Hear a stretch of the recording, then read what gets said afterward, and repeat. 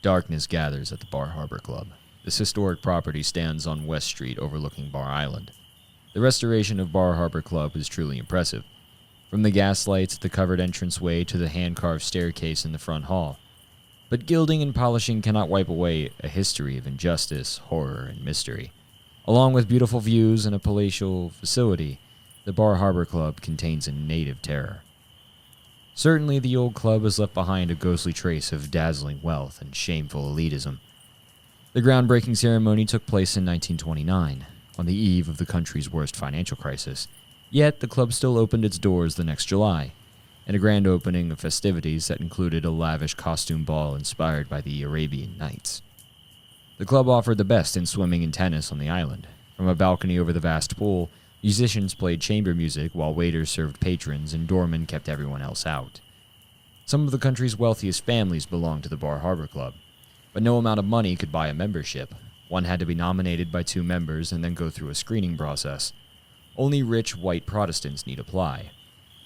For years, the Bar Harbor Club stood out as the most haunted place in town. The building certainly looked like the set from a horror film.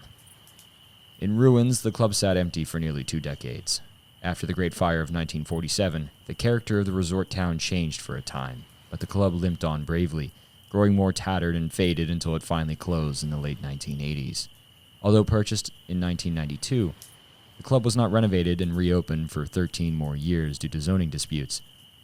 Eventually, the old club was reborn in 2005. More opulent than ever, its gloomy Tudor Riviera style even spilling over into the massive new Harborside Hotel and marina next door.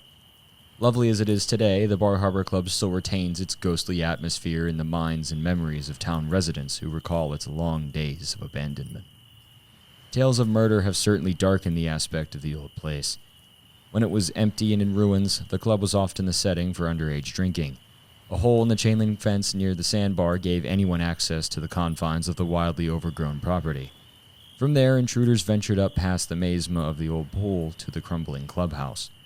Through its many windows and doors, entrance to the dusty place was easily attained. Inside, trespassers sometimes experienced ghostly encounters in the deep shadows of the place. Vandalism rarely took place, but in the whispered tales of the town, an act of murder occurred in the building during this time. The story goes that a young woman snuck into the clubhouse one day. No one knows whether she went into the building with her killer, or whether she encountered that individual somewhere inside, such as the mirrored ballroom. At any rate, the woman died by strangulation. The killing took place in the women's restroom located off the front hall of the club. No one has ever been able to substantiate this tale. Yet the story is also difficult to disprove. The killer got away with murder, for there was never a police investigation. The killer apparently removed the body at night and buried it somewhere nearby on Bar Island. As the legend goes, the woman was wearing a perfume that lingered for a time after the killer removed the body from the room where she died. Since then, the spirit of this unfortunate woman returns to haunt the Bar Harbor Club. She manifests as the scent of the perfume she wore on the night she died. This fragrance will unaccountably show up in the marble restroom off the front hall and the Vanderbilt Lounge. Women today who think they are alone in this facility are startled to discover the presence of a ghostly entity. All at once, the perfume of another woman fills the room for a few minutes and then vanishes, leaving no trace. Other times, the ghostly perfume lingers like an after effect in the room, and occupants easily mistake it for the fragrance worn by a living person who had just left. The ghost scent is patchouli, an aromatic oil. The scent is very distinctive, and though detected nowhere else in the clubhouse, it mysteriously turns up in the woman's restroom. Why the ghost manifests as perfume is anyone's guess. Perhaps the scent was the last trace of the dying girl, and so it lingers through time. Perhaps, through perfume, the ghost seeks to cover up the violence that happened to her in that shadow-stricken place.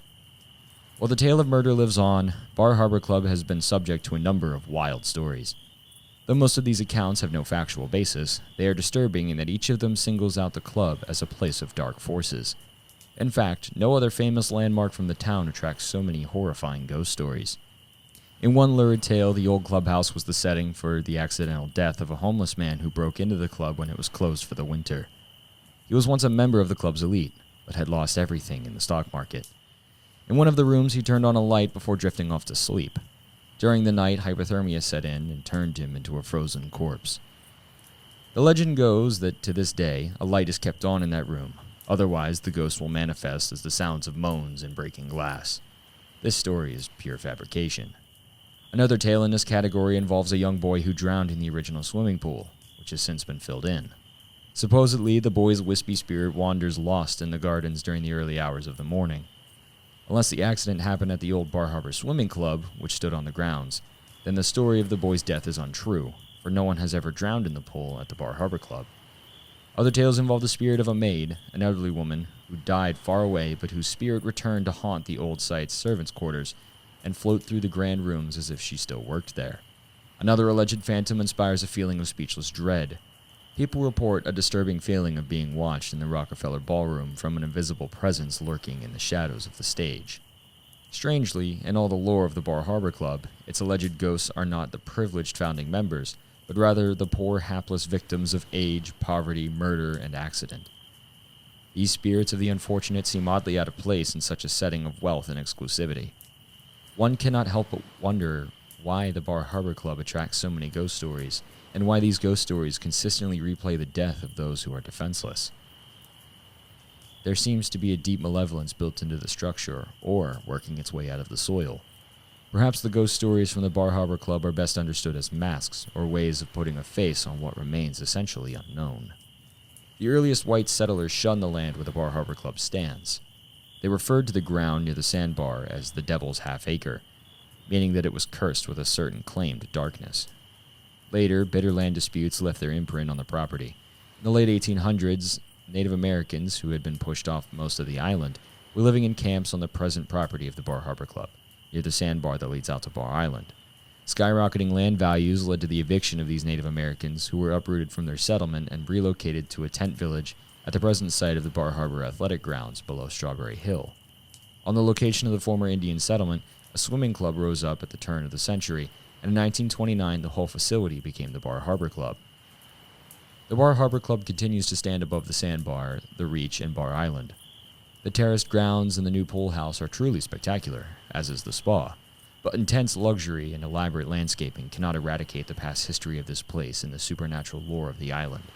Truly, the Bar Harbor Club stands out as the one landmark in the village most overshadowed by gruesome claims of the supernatural. Over and over again, these tales point to a nameless terror that still clings to this place. Hey guys, Reaper here. I just wanted to thank you all for either watching or listening, whether you're on YouTube or Spotify. This story was brought to you from Ghosts of Acadia, written by Marcus Labrizzi and published by Down East Books. I wanted to give both of them a huge thank you and a huge shout out for letting me bring this book to you guys, whether it's in audio form on Spotify or in video form on YouTube. If you want to check out the book for yourself, I will leave a link down below in the description in both Spotify and on YouTube, so you can go check out the book for yourself and support the original author and original publisher. New story coming out tomorrow night. And until then, remember, sleep well, my friends.